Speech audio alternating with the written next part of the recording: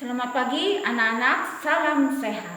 Apa kabar kalian semua hari ini? Ibu harap semua dalam keadaan baik, selalu sehat dan tetap semangat. Apakah kalian sudah siap untuk belajar? Hari ini hari Rabu tanggal 5 Mei 2021 kita memulai pelajaran IPS, Ilmu Pengetahuan Sosial. Tema 9, Kayanya Negeriku. Subtema 2, Pemanfaatan Kekayaan Alam di Indonesia, pembelajaran 1. Baiklah, sekarang simak penjelasan Ibu berikut ini. Kita masuk mata pelajaran IPS, Ilmu Pengetahuan Sosial, di pembelajaran 1. Buka buku tema halaman 51 sampai 52. Hari ini kita membahas tentang contoh-contoh sumber daya alam yang ada di Indonesia.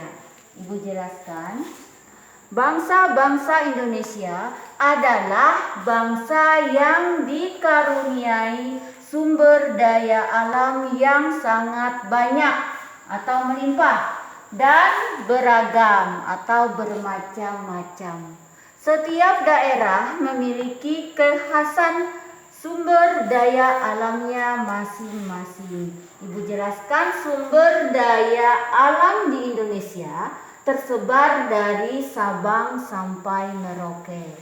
Sumber daya alam dapat dibedakan menjadi dua, yaitu sumber daya alam yang tidak dapat diperbarui dan sumber daya alam yang dapat diperbarui.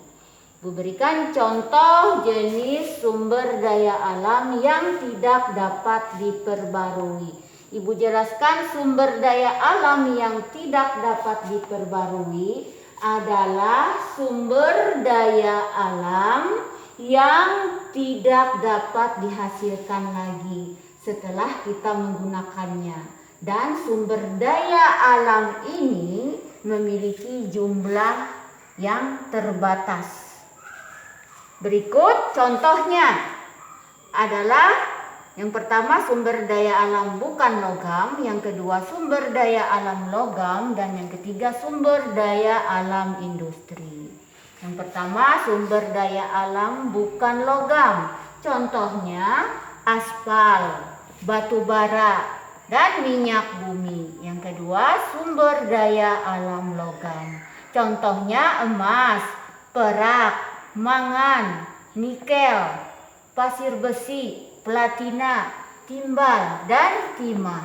Dan yang ketiga sumber daya alam industri, contohnya berlian, belerang, fosfat, gamping, batu kapur, yodium, asbes, dan gipsum. Berikut contoh hasil sumber daya alam yang dapat diperbarui. Nah, Ibu jelaskan, sumber daya alam yang dapat diperbarui adalah sumber daya alam yang dapat dihasilkan kembali meskipun kita telah menggunakannya. Dan sumber daya alam ini tidak akan habis jika kita dapat mengelolanya secara baik. Contohnya, yang pertama hasil pertanian, yang kedua hasil perkebunan, yang ketiga hasil perikanan, yang keempat hasil hutan, dan yang kelima hasil peternakan.